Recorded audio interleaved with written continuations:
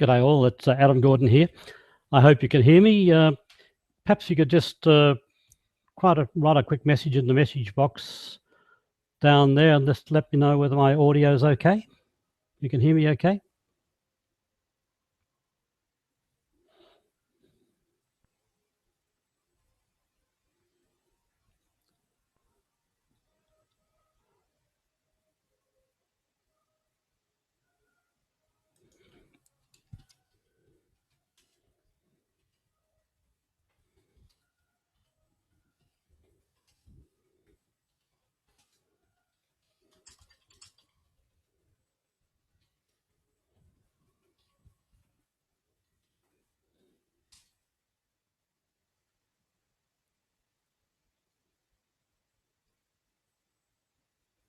Slides are out of focus, Bruce.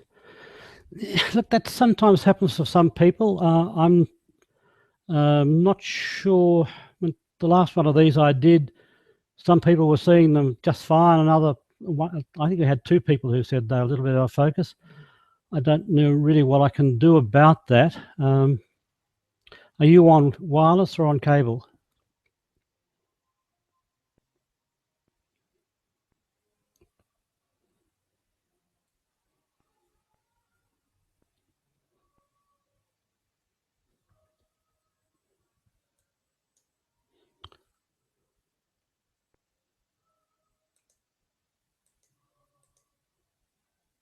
Peter, you can hear?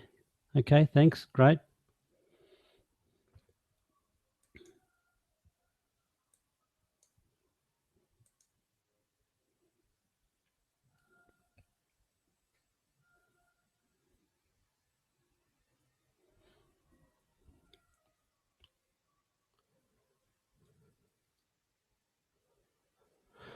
Okay, well, the time is right. Not everybody's here, but let's not penalise you for turning up on time. So we'll get moving, eh? How to win more tenders and proposals.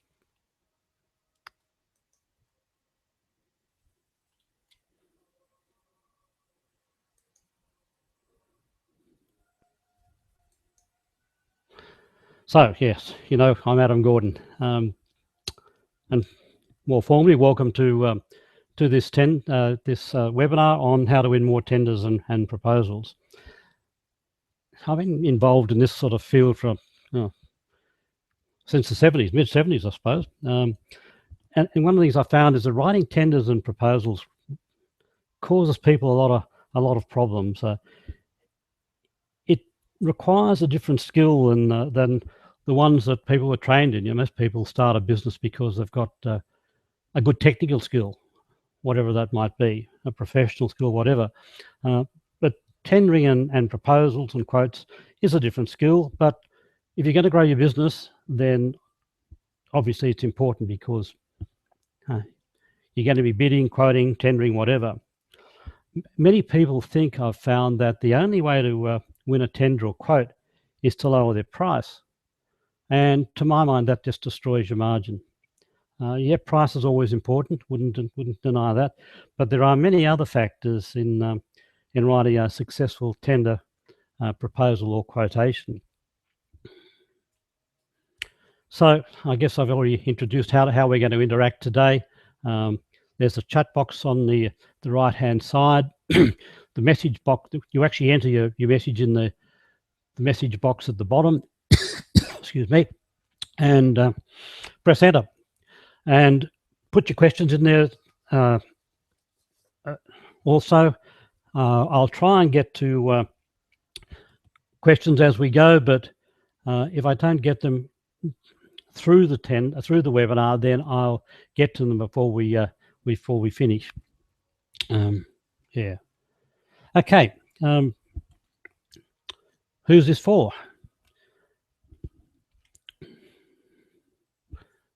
Well, here are three little points. In one respect, I found that winning tenders in some ways is a very simplistic statement, but you got to remember you're selling. And as you'll see as we go through things today, not everybody remembers they're selling. They get too tied up with the details and particularly for government tenders.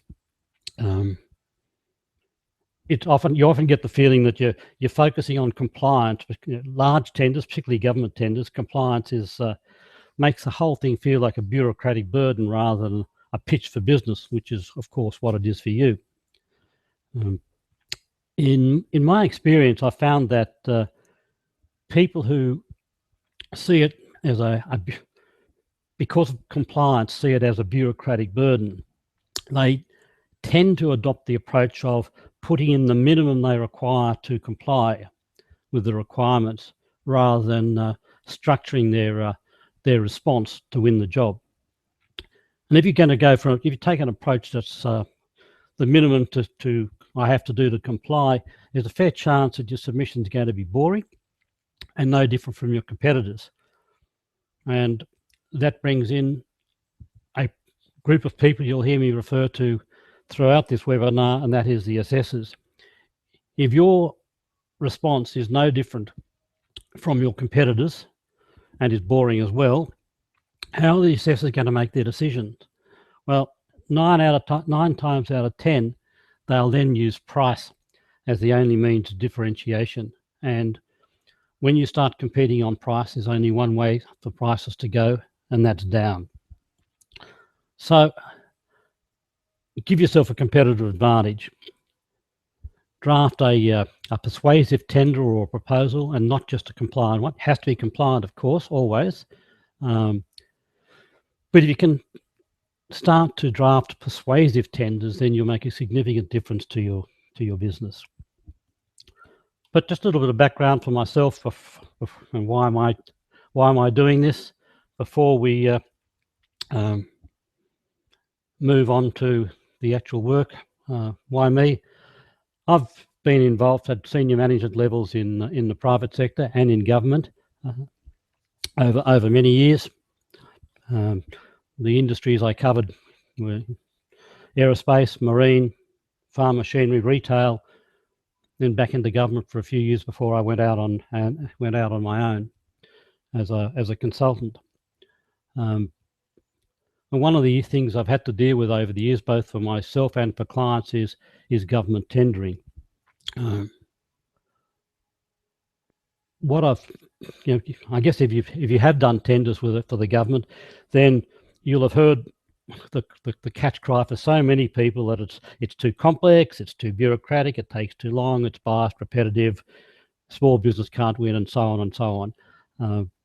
At the time, I was chairman of the Darwin branch of the Northern Territory Chamber of Commerce, and we used to get a lot of complaints like that. And one of the things I realised was and found that it's very hard to get government to change the way they do things. Sure, there have been changes, and they do it, and I've been involved with defence tendering and federal government tendering and things like that as well. Yes, they will change, but the complaints in some ways never seem to go away. So my thought at the time was, if we can't change governments, then maybe we can help businesses improve their tendering. And so I organised a series of seminars to help people, more than anything else, change their mindset, to look at it from a point of view, how do we make this a winning document rather than just how do we comply? But yeah, let me take a step back then. The aerospace industry was when I first got involved in having to write, we used to call them RFPs, requests for proposals, rather than requests for tenders. And I came up through the marketing side with a company called Hawker de Havilland. I was eventually marketing manager, international civil. And then my role was niched a bit more, and I was specifically tasked with writing proposals and tenders and then negotiating the contracts. I had to deal with people like Boeing and McDonnell Douglas, Westland, and people like that, if you know anything about the aircraft industry. And I had an interesting sidelight with our marine division, and I was dispatched to help the general manager of our division bid for and negotiate a contract in Burma with the People's Pearl and Fisheries Corporation. Why did they need? It was for patrol boats. And why did they need patrol boats? They needed patrol boats because of neighbouring pirates. And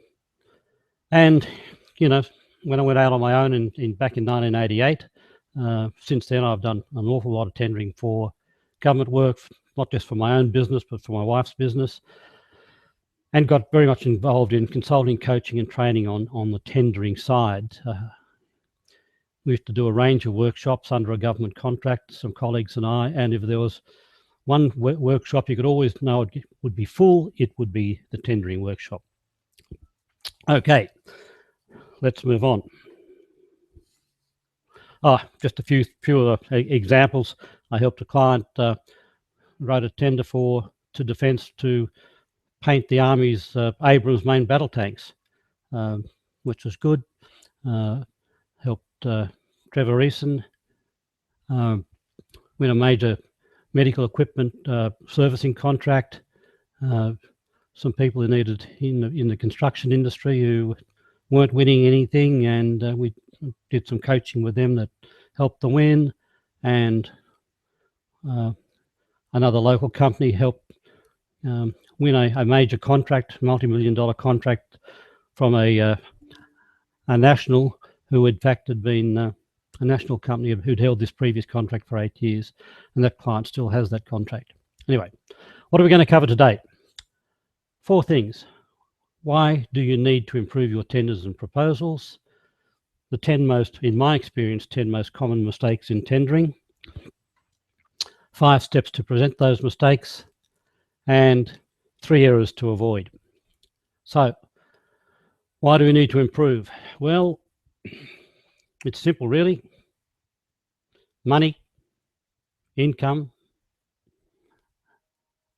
revenue, call it what you will. Governments, for instance, procure largely through tenders, and governments are big spenders, whether it's federal, state, or territory. And this figure's a little bit dated, but just to give you an idea of the size of things, in 2010 or 11, the Commonwealth let 79,286 contracts at a value of 32.64 billion, and those figures obviously can only have gone up since then. The New South Wales government spends about 12.7 billion on goods and services each year, and in 2011, 70% of those contracts went to small and medium enterprises, not to big business. That's by number, not by value. Northern Territory, I know some of you are from, and g'day Tissa. They're the major buyer up there. They spend about $800 million in procurement every year. But it's not just governments that procure through tenders. Business procures through tenders, through proposals, or more simply requests for quotations. And the bigger the business, the more formal its procurement processes will be. There are some differences, of course. Governments are very risk averse. And the process can drag out a lot. Private sector tends to make their decisions much more quickly. But whichever way, the more formal the private sector's procurement processes are, the more likely people are to run into the type of mistakes we're going to talk about next. But don't you just hate it when you put a lot of effort into a bid and lose? Doesn't matter whether it's a request for tender, a request for quotation, a request for proposal. They all take time, they take effort, they take resources, and it can all be wasted by a mistake that causes you to lose out.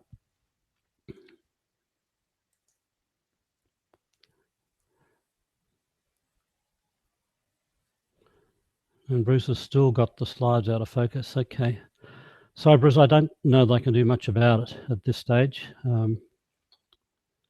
I'll get back to you after we finish, though, if you like, and see what else we can do for you.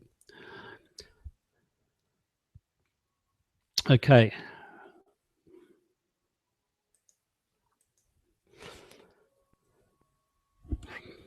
So I guess the point here is we learn from experience. Yes, it's difficult. We hate it. We make mistakes. We learn from experience. And I've, over many years of writing these things, yes, I've made mistakes, and hopefully I've learned from them. I've made some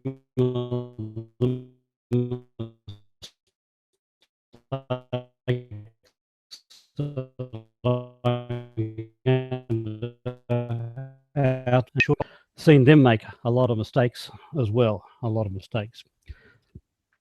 So what are these 10 most common mistakes? Here are my top 10. I won't read them out because I'm going to look at them individually. So they're my top 10. And yes, I've made them, other people made them. And the first of those is the one I guess is one of the most common that you find, is that people think they've got time, they've got 2 weeks or 3 weeks or whatever to complete their response. In my aircraft industry days, we used to say, particularly for government, we did a lot of defence tendering, and we used to say by the time the tender came out, it was too late. You needed to be ready before the tender came out. We don't always have that luxury, of course, but not allowing sufficient time to complete the response. The later you leave the preparation of your response, the more rushed you will be, and the more rushed you are, the more likely you are to make mistakes. The less time you have, the more chaos there will be. And so the rush starts, you leave yourself insufficient time, you put it off and put it off, and then you don't analyze it properly, the tender requirements properly. You don't seek the clarifications that might just have altered the way you go about it. You make assumptions because you haven't got time to do anything else. And you sometimes just plain miss things. And to give you a personal example, we had a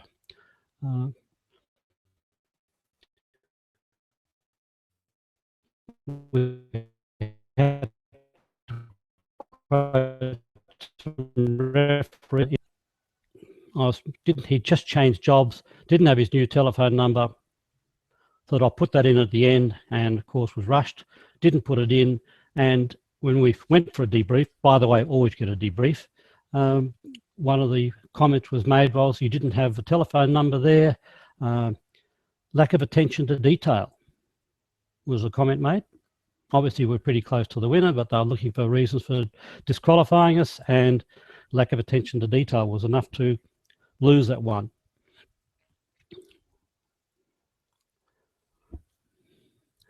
Mistake number 2 is not showing that you understand the requirement. And we'll talk about this a few times through this webinar. So often tender responses start with a trumpet blast about themselves. They talk about how good they are, how unique they are. Gosh, unique gets used a lot. In fact, they are world's best practice. They've got the latest technology. They're leading practitioners, and so on and so on and so on. That's not what the assessors want to see, not initially, because this is what people are opening with. What they want to see is that you understand the requirement and the problem they're trying to solve. And they want to know right from the time they start reading your response that you're singing their song. A senior army officer I did some work with, a retired bloke he was, a senior retired army officer. He often, in his army days, had to evaluate defence tenders. And he said to me that his eyes would begin to glaze over the umpteenth rendition of a tender response opening with me, pick me, because I'm so good, I'm unique, and not talking about what the army was actually seeking. Let's move on to mistake number 3. Most RFTs, RFPs, requests for tender, requests for proposals, they have depths that are only uncovered after rereading and rereading. The meaning of some words and phrases are not always apparent after the first reading, and if you don't pick up the real meaning, then your response is likely to be wrong. And the 3 areas you need to look at are, and I'll talk about these individually, the specifications or the statement of requirement, the assessment criteria, and the conditions of tender. Of course, the conditions of contract, separate, are also important and usually very difficult to amend. The specifications or statement of requirements, statement of work, whatever it's called, they're really just an overall requirement. There are usually many detailed elements that must be met, that must be addressed. Okay, so you need to review each specific element of the requirement, making sure that you understand and are able to deliver as required. And I've found over the years that sometimes these requirements are not always clear, and sometimes the same word is used in different ways. I remember a tender where it had as part of the requirements, the requirement would start with the word collaborate, collaborate, collaborate, the head of each dot point. But when you reread it and got into the depths, the meaning of the collaborate was different for each of those requirements. So yeah, you've got to study, consider, work out that you really understand it. And it's the same with the assessment criteria. How are they going to assess your response? What are they going to judge it against? You really need to understand each of the assessment criteria and how they're weighted. They're not always weighted, but they usually are weighted. Hopefully, most of the time, the weightings are given to you. I was working with someone only just the other day where price had a 40% weighting. I've seen price have a 50% weighting. I've seen it have a 20% weighting. It will vary. But sometimes you don't know and you just have to guess. But if you do know, then obviously you need to pay attention to those areas where the weightings are most significant. Mistake number 4, it's just clarification. Not clarify any questions you might have about the specifications and information required. If you haven't analysed the RFT or RFP properly, then you won't uncover the questions that need to be asked, and the clarifications need to put the best possible response in. Why is it so?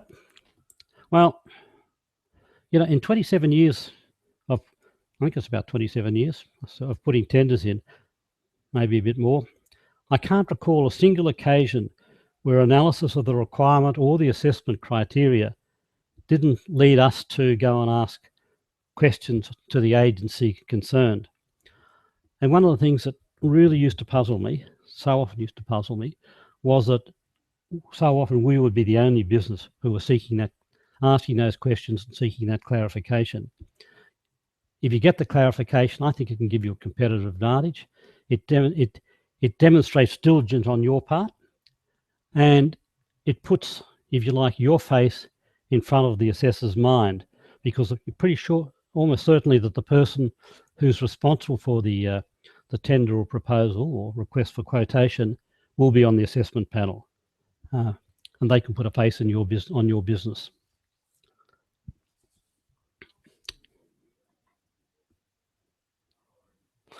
And there's a further problem that can arise here too, that in failing to analyse the requirement properly, is that, you know, we make these assumptions. And again, I've so often heard the comment, but I thought it meant. We need to know more than that. We can't just make assumptions. We need to clarify. Lack of attention to detail, as the old saying goes, the devil is in the detail. Okay. And the detail is in the various criteria in the statements of work, statement of requirements, and in the assessment criteria. Why do they have those criteria? It's all about minimizing risk to the buyer. They want to make sure they make the right decisions, that they don't end up with egg on their face because they picked a non-performer. And it has happened. I've seen it happen at a federal level. I've seen it happen in the Northern Territory. They don't want to make mistakes, so they ask very specific things in their criteria, like, you know, do you have systems and procedures? Can you plan projects, and so on and so on. It's those details and the specifics that you need to address, and we'll talk about that a little later. Number 6, failure to answer all the questions. And this is a doozy because I've seen it happen so often. I guess that's why these are in the list of mistakes, aren't they? Oops, we're one ahead of ourselves there. Failing to answer all the questions. Now, this is pretty simple, I know, and it's usually only made by inexperienced tenderers. But it can arise. It does arise.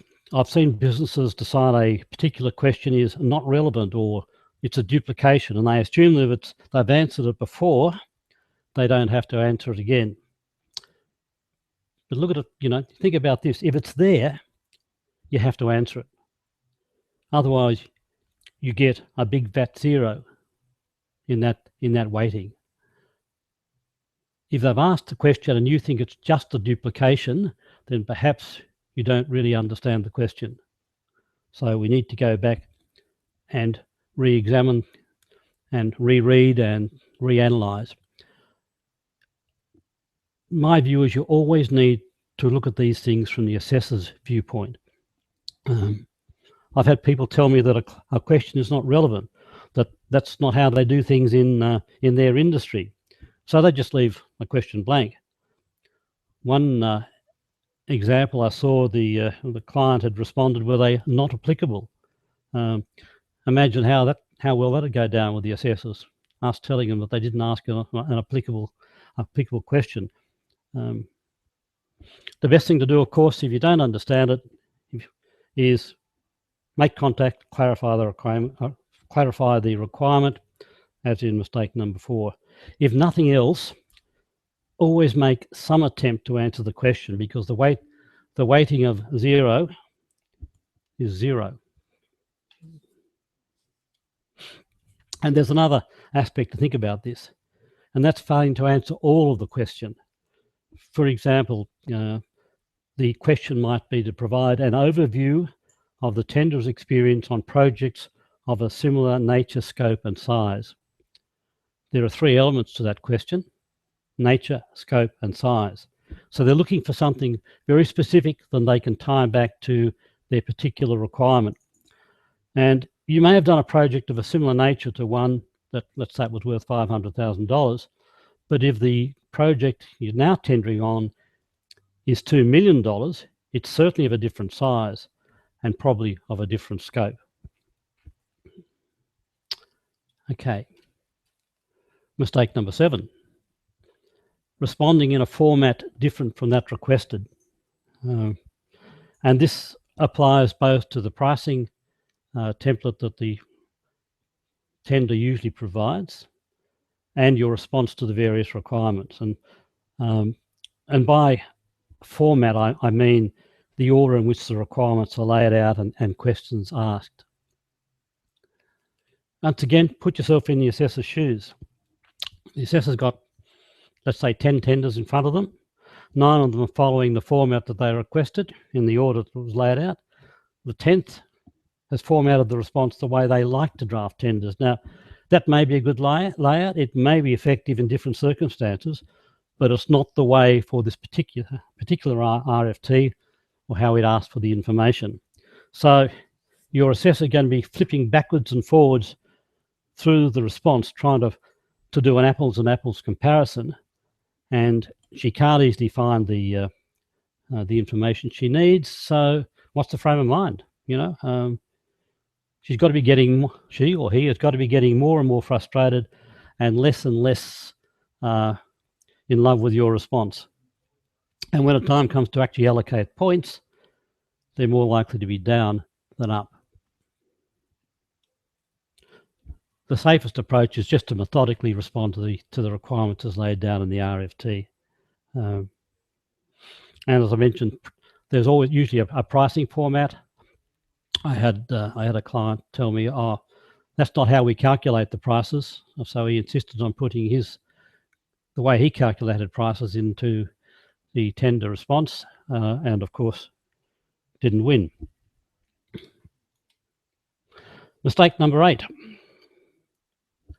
Not reviewing the completed response. Now, this usually starts because of that time problem, mistake number 1, not allowing sufficient time to review the completed response or to have somebody else review it. But it occurs often enough, even when there is time that people don't review it or review it properly. And then it's if you've had time and you haven't done it, then there's a problem with your procedure. And the underlying problem to that, and this not reviewing things properly, is that we all tend to miss our own mistakes. We all tend to, if you like, we can spot other people's typos and miss our own. Because we're familiar with what we're writing, we know what we're trying to say, and what we expect to see, and so we skip over it. And again, I'll talk a bit more about that a little later. It's not an editing issue. I'll talk about editing in mistake number 10. This is about whether your response has met all the requirements of the RFT, and things like, you or your reviewer needs to be able to adopt the mindset of the assessor and ask questions like, have all the schedules been completed properly? Have all the criteria been answered fully and in proper detail? Have we pressed all the hot buttons of the client? And I'll talk about hot buttons again a little later. Is there sufficient evidence? Are all the required attachments in place? Does the logic flow? Are there any holes in the submission? It's a stand back helicopter view of making sure it's all there. Whoever you get to review needs to be able to stand back from the business, even if they are in the business, and view it as, say, from an assessor viewpoint. Add some of those in there. Okay. Let's move on to mistake number 9, poor presentation. Now, I don't mean here about putting together a big glossy document, though in very major tenders, people do go to enormous lengths to put together big glossy documents. What I'm talking about is about the ease with which the assessor can read your response. If it's difficult for them to read, they're going to have an increasingly negative mindset when they review your response. So make it easy for them to read and assess. Make it easy for them. They're going to think better of you. Number 10, this is the editing bit, not having your response edited and proofread. So the assessor's reading your thing, he's in full flow, he's interested, he's following the logic of your argument, when bang, he comes to a crashing halt, a screeching halt, if you like. And once his mind has hit that brick wall, if you like, you've lost your favourable mindset with him. He has to start again, and now he's got questions in his mind, doubts about you, about how thoroughly you check things, and like my lack of attention to detail thing, whether those failings will be carried over into the job if you win it, and doubts about how well you will report. So what causes that application of breaks? Look, it can be just a straight grammatical error, just poor English. It could be a missing word we've skipped when we've been typing. It could be a straight typo. It could be an incomplete sentence, a sentence that doesn't make sense, and we've all written those. Or it could be a very puzzling acronym that's used only in your organisation. And again, we all have acronyms that abound, don't they? The problem's the same as in mistake number 8. We all tend to miss our own mistakes. When we write something, we're too close to it. And being too close to it, when we reread, we tend to see what we expect to see, and our eyes, our mind just slide over the typos, the poor grammar, the missing words, etc. That's why having an outside view, an independent reviewer, somebody in another office or whatever, read your response. So, in summary, they're the top 10. And by the way, I've written, there's a small freebie book you can download from my Catalyst website, www.catalystnt, should I type that in there, where I've written about these 10 mistakes. I'll just put this.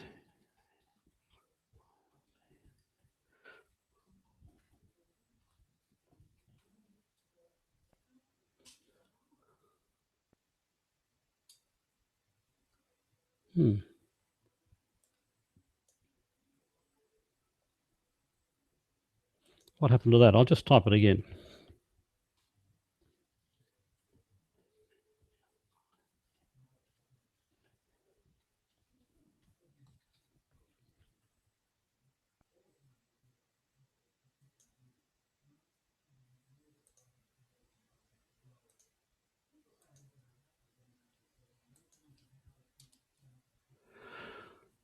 Okay.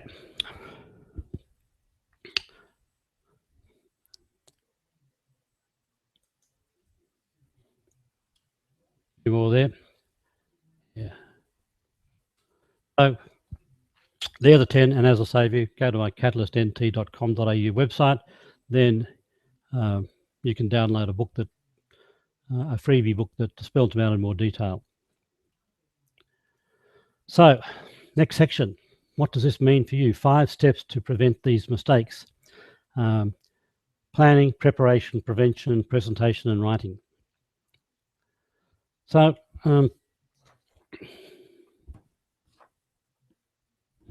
what successful tendering mean? It means you've got to have a good knowledge of, obviously, of your business and your industry. You've got to have good marketing skills and knowledge because, as I say, this is not just a compliance exercise, it's a sales exercise. Rigorous analysis, attention to detail. Experience helps, we learn from our mistakes. Very rarely do we win the first time we when the very first time we actually write a tender. Bruce is on case. Sher's having it's cutting out a bit. I don't know. Sher, are you on wireless or cable? Wireless tends to cut out a bit if people are in on a wireless link.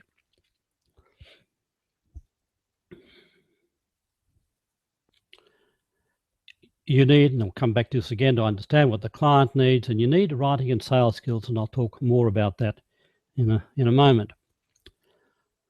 Let's then talk about the planning. There are, if you like, two things to help overcome that time and chaos problem, mistake number 1. Do you have a procedure, a documented procedure for writing tenders? Good and updated. Let me just run through quickly the types of things that should go in such a procedure. How you assess the opportunity before you actually submit the tender, how you assess whether you're going to go ahead or not. The assessing of who your competitors are and their likelihood of bidding.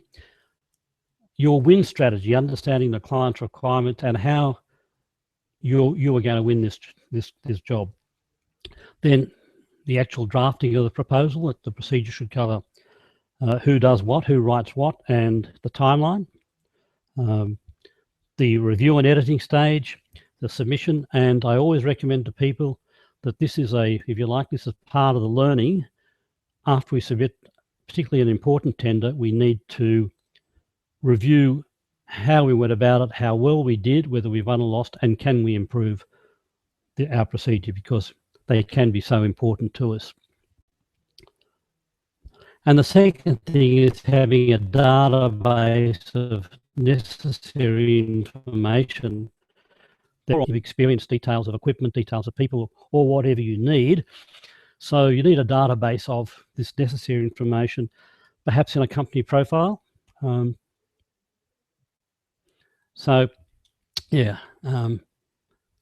a good company profile something that you can mine for the information. I'm not just talking about a glossy publicity thing. I'm talking about something that you can dive in and get the information you need without having to go and develop a new lot of info.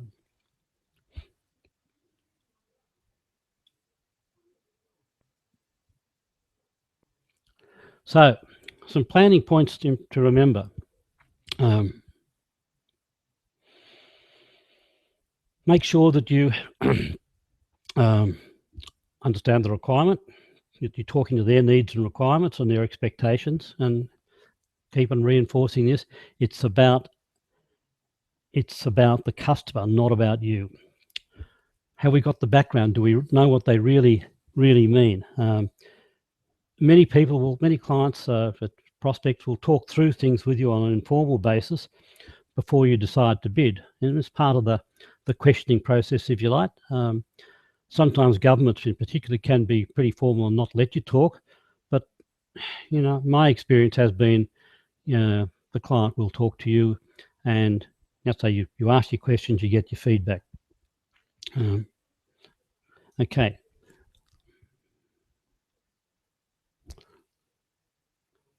And associated with it, 5 simple steps, and I guess some of the things that we, if you'd like to overcome those 10 mistakes, focusing on the client's needs, it's about their requirements. Address the assessment criteria. In other words, have details, be specific. Oops, needed to finish on that. Demonstrate value for money. Now, again, we'll touch on this in a minute, but value for money is more than price. You'll need to demonstrate your experience, your ability to manage the contract, any risk analysis you might have done on the task, and the details of the team that you're going to bring to the job. I well recall when I was in government, we had a very major tender going for some consulting work, and one of the major firms, a big Sydney firm, put in this very glossy and detailed proposal. But what I found was, when I interviewed them, that the people they had listed in their response certainly weren't going to be on the job. They weren't going to be involved at all. It looked good having them in the response, but they weren't going to be involved. Not good. Yes, editing, your tender, and as always, writing from the customer's perspective, writing from the assessor's perspective. So key points in planning: read the bid documents carefully. Make sure you've got the skills and expertise, and don't forget you can team with people. And I've often done this. If you've got some of the skills or some of the capability, but you need more, it doesn't hurt to team with other people to add either capacity or add capability to what you're doing. You need to think about the time and money it takes to prepare these things, because the bigger the tender, the more expensive it is, the more it's going to involve. And you need to have a good think about whether it'll fit in with your existing workload, or is this an entirely new direction for you? Is there enough profit in it? As I say, if you're going to use price as your weapon, there's a fair chance there won't be enough profit. And the ability to do the job and to do it on time needs to be part of that preparation and planning. In fact, planning rather than just the preparation. Getting ahead of myself there.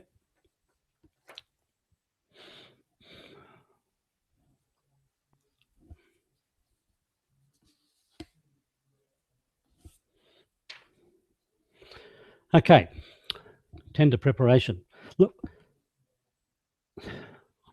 a good response, a good tender, a good proposal is very simple, should be very simple, which actually does make it difficult to write. As I say, writing tenders can seem unenjoyable, difficult, takes a lot of resources. You've got to we say respond to the requirements, answer all the criteria, all that stuff that I've been discussing. How do you show this clearly on paper that why you should win the tender, and how do you do this on top of your other workload? Just to miss rejection in the first cut, you've got to be compliant. You've got to answer every question. You must be competitive. You must be persuasive. As I say, it's more than, you've got to be compliant, but you need to be more than that. You need to set out clearly and persuasively why you, rather than the competition, should get the contract. And often, it's the margin between winning and losing is only a few points. So it's not enough to submit a good tender. To win, you must submit a tender which is the best on the day. So you need all those things I've got on the screen now. You need to write clearly. You need to have your company profiles and other source documents. You need procedures. You need to be continually improving. You need to be able to define for this particular response what's your customer value, what makes you different from the competition. Of course, you need to bring that out in your response. You need to give yourself time to review. And a point I can never keep emphasizing enough, this is a sales document. It needs to be a professional sales document. So I think I've touched on most of that stuff. Let's keep moving. Value for money, particularly in government tenders, is something you'll hear a lot of, right? Your chances of winning will improve if you have a good understanding of how they'll evaluate your response. So you need to understand what value for money is and how they're going to evaluate it and weight it and things like that. Value for money is not just the lowest. It's not the lowest price. The lowest price doesn't always win. A value for money solution balances the price against the score you get on the other assessment criteria. So it's if you like, a total of the price weighting and the score against that and the other criteria that they have laid down. So you need to make sure that's why you need to make sure you do all these other things properly and not just leave it up to price. As I say, sing from the assessor song sheet. Your response will stand out from the competition if you open with the client's requirement and not the me stuff about yourself. Demonstrate to them up front that you understand what they're trying to achieve, and only then that you have a solution to the problem. Show that you understand that the outcome they're trying to achieve. Why are they going into the market for this? And to do that, you've got to do some research. As I say, I'm amazed at times when I find I'm the only one in there talking to the client. I can recall doing a tender. This one I wasn't able to talk directly. So the client was in Canberra, but it was a particular requirement. It was a nationwide competition for conference and event management services. I went and researched the requirement, what the government agency was trying to achieve and what the background was and how it all fitted together. We were lucky enough, we won the tender. At the initial briefing conference, I did ask what made us different. And I was very surprised to find that we were the only company that had gone and tried to tie the conference to what that agency was trying to achieve. That always creates, as I say, a favourable impression in their mind. It also, doing research, enables you to identify the hot buttons, their hot buttons, right? And what I mean by hot buttons is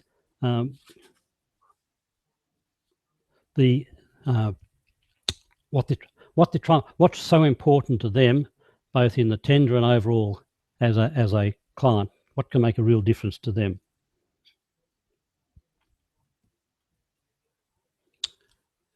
There are other reasons for doing research, and we've talked about understanding the intended result.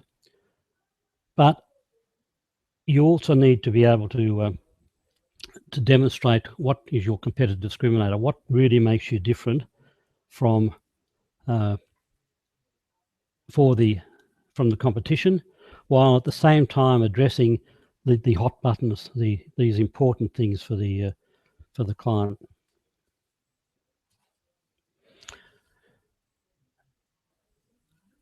If the prospect doesn't know you, he or she will almost certainly have doubts in their mind, and doubts raise, as I got there, the spectre of risk. And there's nothing more certain to stop someone making a favourable decision if they've got doubts, if they think there's risk involved. So think of it in these terms. One of the things we've got to do in our response is to remove the objections, right? They will have a range of possible objections in their mind in assessing your tender, and your job in writing your response is to actually remove those objections, and to do so to the extent that you're seen as the only logical choice. Now, that's why it's all that detail, why people sometimes feel government tenders in particular are very bureaucratic. But you do want to leave them with one view, is that you are the only clear choice. One of the ways you can do that is attention to detail and specifics. Specifics are much more believable and persuasive than generalizations. For instance, if you said, Blog Proprietary Limited has had many years' experience in this field in the delivery of widgets, doesn't have the same ring as Blog Proprietary Limited has been delivering state-of-the-art widgets for 27 years. Specifics is much more believable, whether it's 7, 27 numbers, definite statements rather than generalizations. They move your statements from motherhood to evidence, and I think that's important. Now, you will always be if you like, for all of you, you'll be a technical expert in your line of business. Now, the assessors may have some technical skills in your area, but it's a pretty good chance they won't have yours. So being able to provide evidence, provide specific evidence, will make your response much more impressive. That helps convince them. It will help convince them of your expertise. So let's move on to those doubts. We will use specifics to help overcome things, but what might those doubts be? What possible objections can there be? Now, I don't know whether some of you can read this, because I've got a bit jammed on this page. Is, have you experience or expertise in projects of this type and size? How do they know that you know how to do the job? Can anybody actually verify what you claim? What have other customers found? Do you do things differently? Do you innovate to improve efficiency and effectiveness? What else makes you different? How do you ensure you'll finish the job on time? What if something goes wrong? How do you handle it? It's a contingency thing. Risk. How do they know that your employees, suppliers, and subcontractors will be paid on time? All logical things, right? How are you going to overcome those objections? What evidence can you present that would settle their doubts, remove the risk? And they won't. They will not accept. Well, I've got those doubts floating at the back of their mind. So you've got to address all the criteria. Obviously, that's the first bit. They ask these very specific questions, and it's the information you provide to those criteria that form the basis of the decision. And one of the things that's important to do is, don't just tell them that you meet them. It's the old show, don't tell. Give them specific examples of show how you meet them, right? More than just we meet this, or we've got this. This is how we do it. Show why you are different by touching on each area of the client's needs and demonstrating if if you like, your clear understanding, come back to that again, your clear understanding what they're trying to do, and show them how they'll benefit from choosing your service over the competitors. That evidence, of course, comes from your company profile.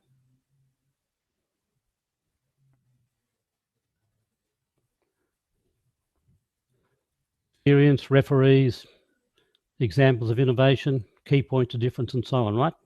Should all be in your company profile. And then there's the systems you have, your quality systems, your approach to risk management, contingency planning, environmental management, government stuff, environmental management keeps on coming up. Quality systems are, well, just very, very important in government and also big business. And you need to be able at times to demonstrate you've got the financial strength to do the job, and how people will be paid on time, employees and suppliers. Now, so the mirror image here.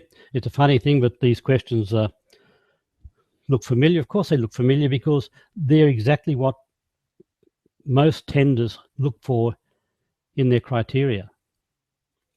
Because the people letting the tender, they want the evidence to remove the doubts, right? So they're asking those questions. Let's keep moving along.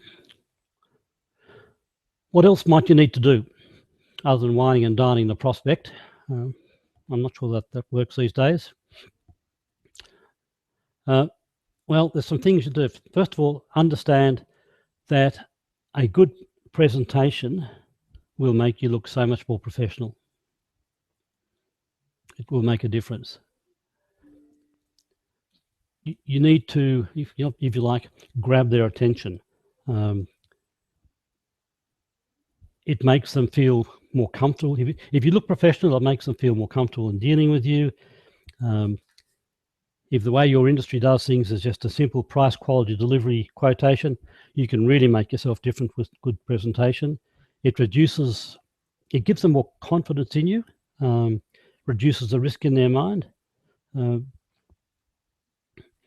as a further factor, the other side of this is that poorly presented responses and bids suggest you lack professionalism, and that's going to raise more doubts in their mind. Here's a quote from a bloke called Drayton Bird. Drayton's getting on a bit now, but he's a very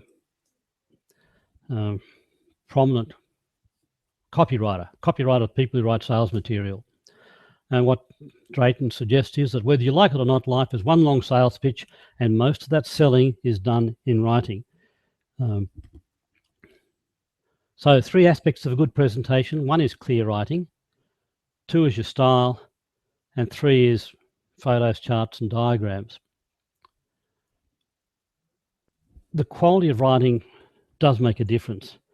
Poor writing might mean that you don't get your key points across, your key messages across. Now, it's a reality, not everybody can write well, and that's nothing to be ashamed of. We've all got different skills. So I've known, I've been in big organisations. They have professional writers on staff, or if you don't have the ability, you could retain somebody to write for you. But yes, in fact, if you go back to my aircraft days, in the end, that's what I did. I had responsibility to write and negotiate contracts. I wish I knew then what I know now about writing as the old before and after thing.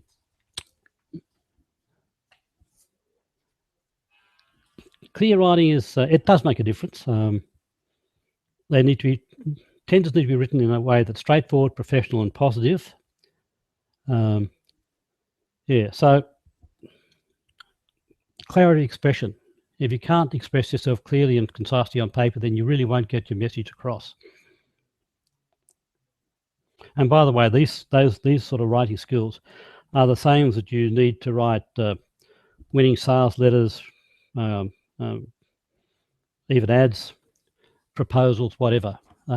Good skills are well worth building on.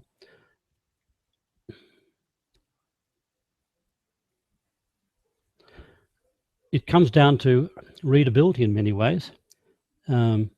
It's one of the most crucial things. If your writing isn't easy to read, it'll get tossed to one side. And I'll give you an example in a minute. The other issue that you need to think about in terms of this presentation is some of these points, headlines, right? They need to be clear. They want to make them read more. Headline needs to stand out: size, color, bolding, contrast. Yeah, obviously you can't get the whole story, but it should get their attention and lead them into what you're writing. And the same with subheadlines. People often scan a document at a first pass, right? They skip, read, whatever. Subheads lead them on, give them an idea about what you're going to say. And if you can put a benefit in the subhead, even better.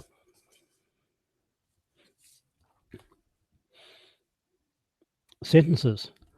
Long sentences, people lose track. They lose your train of thought, or their train of thought. The easiest sentence to take in is about 8 words. A sensible average is somewhere around 14 words. If you've got 32 words, say, it's going to be very hard to follow. So too many words in a sentence, and your reader's going to. He has to work hard to lead, not to lose track, and you don't want that. So break your sentences down if you can. Paragraphs, keep them short and punchy. That makes it easy to read. Perhaps no more than 2 or 3 sentences in a paragraph. A long paragraph is very, very daunting. And then there's a thing called connector words. They're the things that lead people into a paragraph and onto the next paragraph. A paragraph might start with "that is why," "in addition," "what's more." You're telling them there's more to be gained, more to be read. And you can finish a paragraph with a question which will automatically lead somebody to read on to the next paragraph. Dot points, as we've got on this slide, dot points are great in tenders and proposals. They just make it easier for people to scan and to pick up the points. Spelling and grammar, I've mentioned that in the past, but we'll mention it again. Fonts is another interesting one. Have no more than 3 fonts throughout your heads, subheads, and your actual content. Too many fonts can distract. Jargon and acronym, yeah. Again, I mentioned that before. People tend to have their own jargon and acronym, and it can lose people if they don't know what it means. Now, here's an example, and this was a real sales letter that this bloke Drayton Bird I mentioned. He put it up as an example of a very poorly written sales letter. You can't work out what they're selling. It's very hard to read, and I'm not asking you to attempt to try and read that. It's pretty dreadful. It's long. As Drayton Bird said, sloth and incompetence lurch through every phrase. It's poorly organized. It's full of jargon, rah, rah, rah. I just did a simple thing and broke it down into paragraphs. Now, without again reading it, that is obviously much easier to read than the grey slab of type on the previous slide.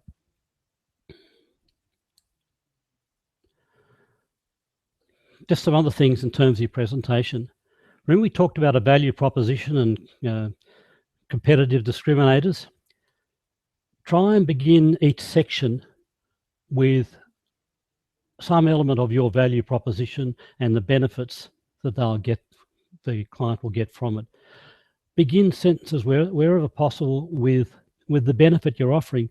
So often I see people write, they start a sentence, let's say it's a series of dot points, "At Acme Proprietary Limited, we." At Acme, we do this. At Acme, we have the following. It's very off-putting, starting a series of sentences with your company name. Put the point at the front that you're trying to tell the reader, and you can put the company name at the end of the sentence if you like, but put the benefit at the front. Cut too many words out, and there are some, useful tools that'll help you assess that. One's called Grammarly. Another one's called Hemingway, after the writer. There's a free version of Hemingway, and you can put your text into that and it will review it and help you reduce the words. We've talked about the details and specifics. I want to touch briefly on graphics because they help show, not tell. They're there. They're not there to be pretty, they're to do some work, right? They need to tell a story. They provide proof. They can even create a bit of drama. What type of graphics? They can be any of those things I've got up there: photographs, illustrations, diagrams, etc. They can be any of those things. And here's an example of just a photograph I mentioned earlier on up front, writing an army tender for a client. This is the front page of their tender document. The tenders to paint the army tanks. This tells the army straight away that this person has done this type of work before. We've even got the previous army tank, the Leopard 2, in their paint shed. Right as soon as they open the tender, they see the front page, they know straight away that my client had the capability. Sure, we put words in a value proposition in the actual response, but right from the word go, that front cover told the story. Illustrations can be things like that. My client used this instead of just doing a price quality delivery quote. He laid out a job he was going to do. He was a landscaper and showed the client in his quotation how it was all going to happen.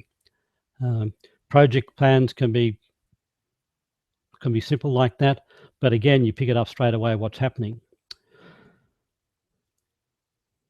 Nearly there, folks. Let's just go through the role of the executive summary. Now, apart from a covering letter, this is the first thing that they're going to read, right? So you want them at the end of the executive summary, which should be no more than 2 pages, wanting to read the rest. You should have them excited about your ability to do the job. So you need to show the client that you understand what they are seeking, as we've talked about. You need to follow that then straight away with your key value proposition, what makes your difference. Summarize your proposed solution. Present a clear, concise explanation of why you're the only logical choice and what your clear points of difference are. Write it so the assessor can read. Write it the presentation so he can read it very well. And be brief. Don't be too wordy. The executive summary is a key document to create the right impression in the assessor's mind.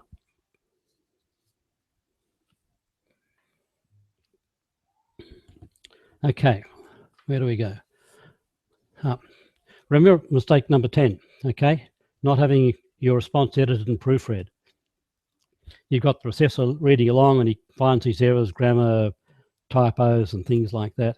He's got to start again. So what's the solution? There's a 3-step solution. Read everything again. And I should say, I always like to leave at least 24 hours, if not 48 hours, between finishing a draft and then reading it. Now, the second point, you might sound a bit funny to you, but reading things out loud prevents you doing that skip reading and missing the stuff that you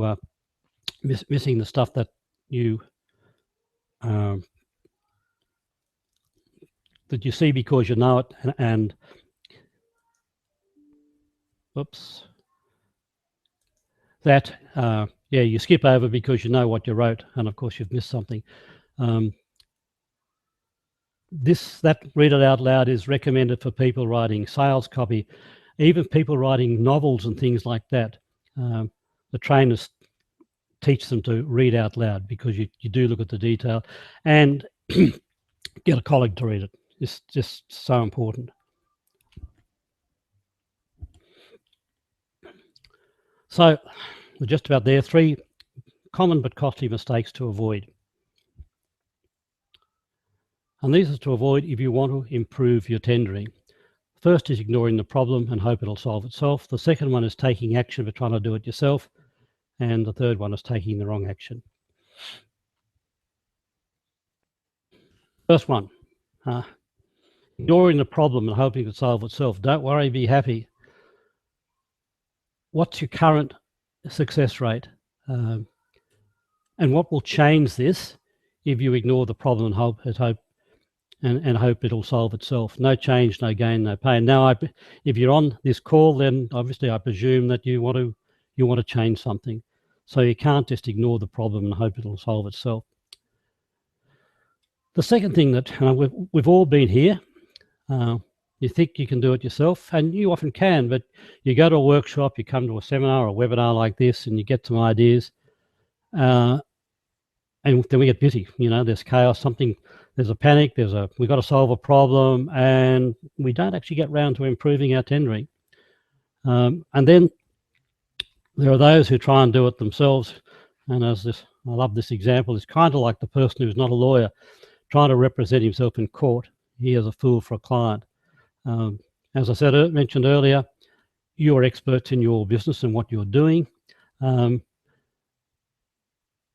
you may also write well, but if you don't, call in some help. Outside expertise and tendering can provide a winning combination with your technical expertise. So, put your best foot forward. I can't guarantee you'll win your next tender. And after all, I don't have the technical expertise that you bring to the table. And I have no control over either your or your competitors' pricing.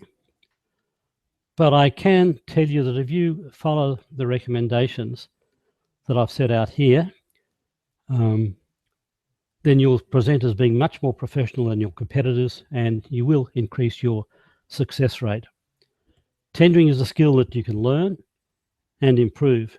If you're willing to work at it, you can rapidly improve the quality of every submission you make. And I do think that's important. Remember, let's go back one. Tender is not a bureaucratic burden. It's a sales tool to be used for your advantage. So, what have we covered? Why do you need to improve your tenders and proposals? Income, basically. The 10 most common mistakes in tendering, and certainly in my experience. 5 steps to prevent those mistakes, and 3 errors to avoid. Now, before we get to questions, if you'd like to have a chat, I want to offer you something to implement some of the things we've been talking about here. If you like a stepping stone to a better future, I'm offering a 30-minute consult, one-on-one, you and I. I've got no expectation that you'll buy anything, and no expectation that you'll go on a program or anything like that. It's just figuring out where your biggest opportunities to improve your success rate. And if I can't help, then I'll certainly recommend someone who can. Now, as I say, there's no cost to this. It's my gift to this. I charge to do tenders and things like that. But this is the first time I've put this presentation together like that. So you get the benefit, if you like, of participating in the overall benefit from coming and sitting in on this presentation. Send me a webinar, send me an email. There's my email address, tech@profitseekdetective.com.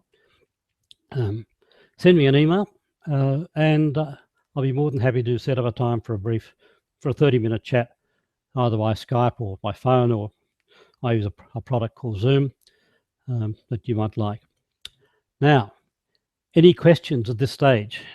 We're a little over time, but have we got any questions?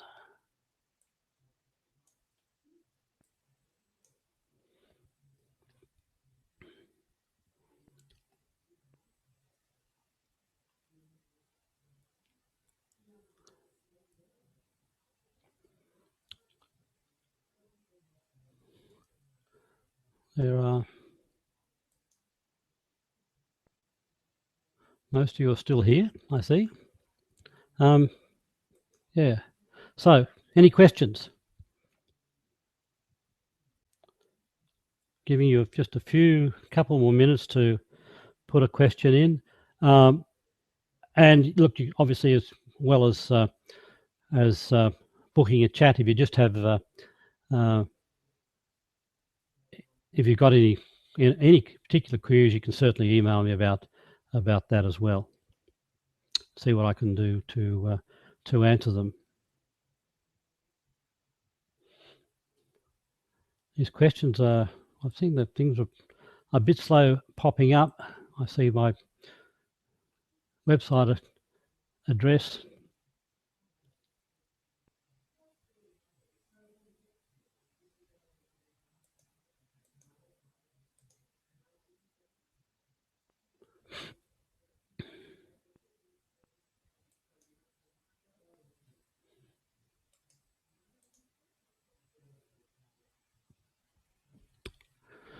A pleasure, Adam. Bruce, I'm glad you liked it. It's yeah, look, it's something we could all improve. I keep on trying to improve my own tendering and response writing. It's one of those things we need to keep improving all the time.